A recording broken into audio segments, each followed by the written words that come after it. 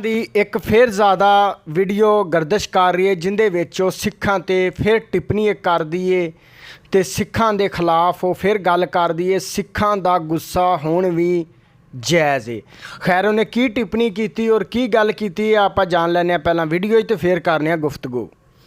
वाहिगुरु जी का खालसा वाहिगुरु जी की फतेह। दोस्तों, कंगना रनावत के बारे में आप लोग जानते हैं। इस कंगना रनावत ने फिर से एक ऐसी अभद्र टिप्पणी सिख कौम के ऊपर, पंजाबियों के ऊपर कर दी है जिसको लेकर सभी का गुस्सा फूटना जायज है।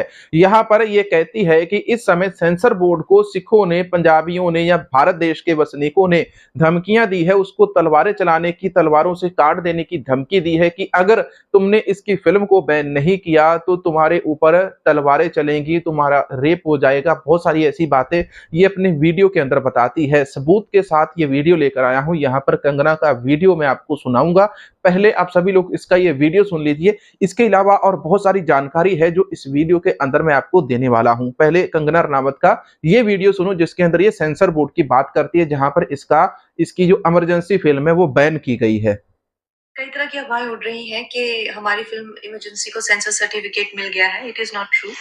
इनफैक्ट हमें हमारी फिल्म क्लियर हो गई थी, लेकिन उसकी सर्टिफिकेशन रोक ली गई है क्योंकि बहुत ज्यादा धमकियां आ रही हैं जान से मार देने की, और सेंसर वालों को बहुत ज्यादा धमकियां आ रही हैं। तो हम पे ये प्रेशर है कि मिसेस गांधी की असैसिनेशन ना दिखाएं, भिंडरवाला को ना दिखाएं, पंजाब राइट्स ना दिखाएं। आई डोंट नो कि फिर क्या दिखाएं कि क्या हुआ कि फिल्म अचानक से ब्लैकआउट हो जाती है। So this is unbelievable time for me, and I'm very sorry for the state of things in this country. ये कह रही I am very sorry for the state think of, ये मतलब कि जो स्टेट के लोग ये समझते हैं सिखों को, ये स्टेट बोल रही है, स्टेट के लोग हैं और जिस प्रकार से ये सोचते हैं। यहाँ पर कंगना उठावत ने ये बात तो बोल दी, लेकिन कंगना उठावत का दोस्तों तेलंगाना की सरकार ने भी विरोध किया था कि अगर तेरी ये फिल्म बैन नहीं हुई तो पूरे बॉलीवुड का बाइकाट कर दिया जाएगा। लेकिन वहीं पर एक और खबर है, इस महिला को भारत के दूसरे राष्ट्रपति जो पछड़े वर्ग से आते हैं उनका नाम नहीं पता था, लेकिन जब इनको नाम भी पता है तो वहां पर भी ये सही नाम नहीं लेती है। तो अब ये सुनो कि जो पहले राष्ट्रपति आए थे, पहले दलित राष्ट्रपति कौन आए थे कंगना के मुंह से, आप खुद ही सुन लो। देखो, इसका जो वीडियो है वो मैं नहीं लगा सकता, उसकी आज्ञा हमारे पास नहीं है, लेकिन ऑडियो हम आपको थोड़ी सुना सकते हैं दूर से, जिसके कारण कोई इशू नहीं होता है।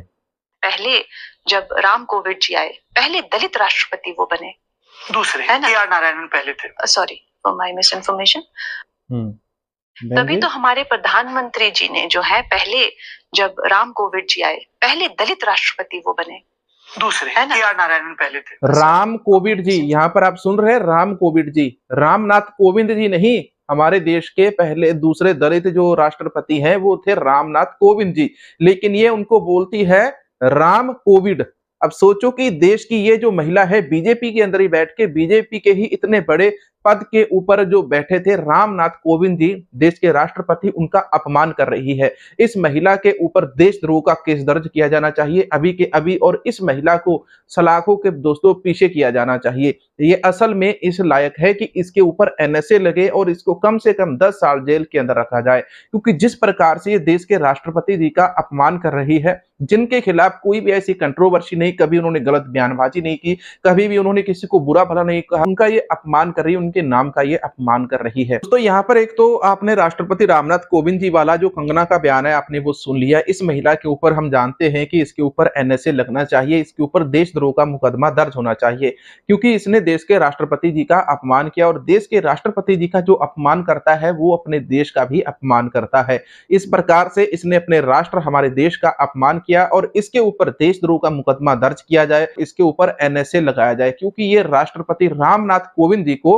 राम कोविंद बताती है। लेकिन यहाँ पर मैं आपको इसका एक और वीडियो सुनाने वाला हूं। दूसरी तरफ ये कहती है कि नेहरू ने इस देश के लिए कुछ नहीं किया, नेहरू ने देश का विकास नहीं किया था, 70 सालों के अंदर विकास नहीं हुआ था, केवल विकास भाजपा ने और मोदी जी ने किया है। मोदी जी के समय भ्रष्टाचार किस तरह से बढ़ा है और केवल 2-3 घरानों के ही पास देश को गिरवी रखा गया है, ये सभी जानते हैं। लेकिन यहाँ पर मैं इसका एक और भाषण आपको सुनाता हूं, ये सुन लो, इसके बाद आपके कान खुल जाएंगे।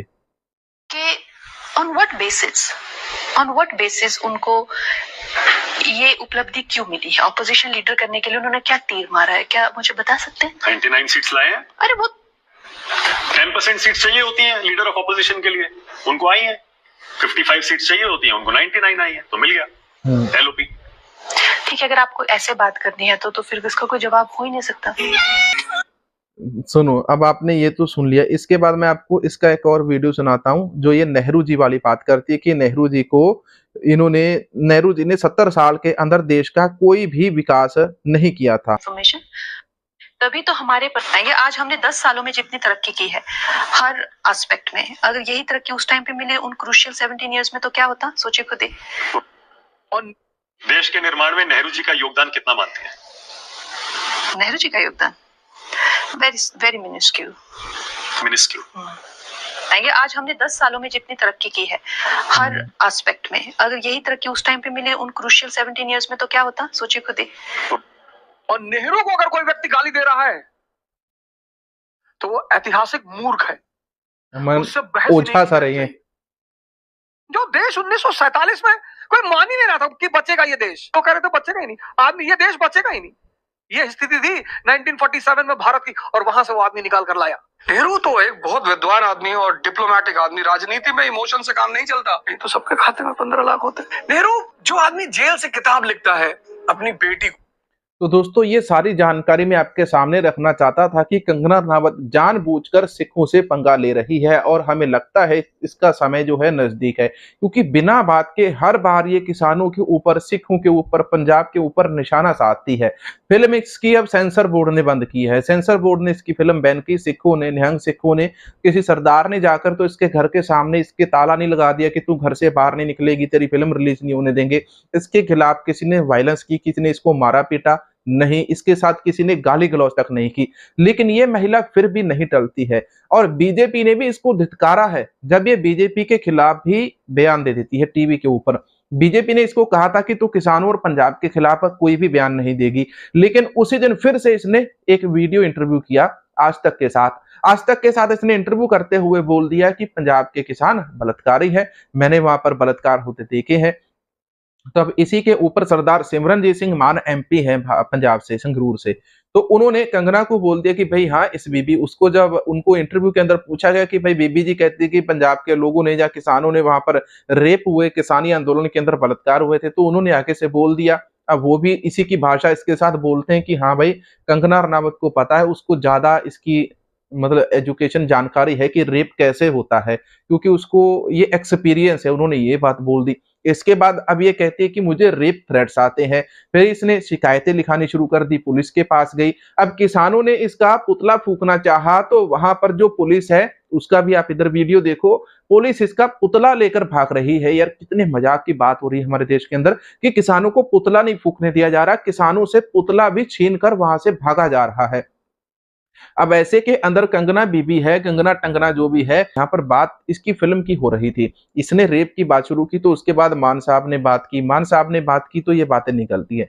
लेकिन इसकी फिल्म इमरजेंसी सेंसर बोर्ड ने बैन की है। जब सेंसर बोर्ड ने दलजीत दोसांझ की फिल्म बैन की थी, पंजाब 95 घल्लूघारा, जो सरदार जसवंत सिंह खालड़ा जी के जीवन के ऊपर बनी है, कहीं पर भी तलवारें नहीं चलाई सेंसर बोर्ड के ऊपर, कि मार देने की कोई धमकी नहीं दी। अब जैसे ही कंगना रनावत की इमरजेंसी मूवी जो है सेंसर बोर्ड ने बैन कर दी है, क्योंकि पूरे देश के अंदर इसका विरोध प्रदर्शन देखने को मिल रहा है, तो ऐसे में ये कहती है कि उसको सेंसर बोर्ड को मारने की, तलवारों से मारने की धमकी दी जाती है, मुझे मार दिया जाएगा, मैं नहीं डरती, इस स्टेट के लोगों से मैं नहीं डरती। वो उनको स्टेट बताती है।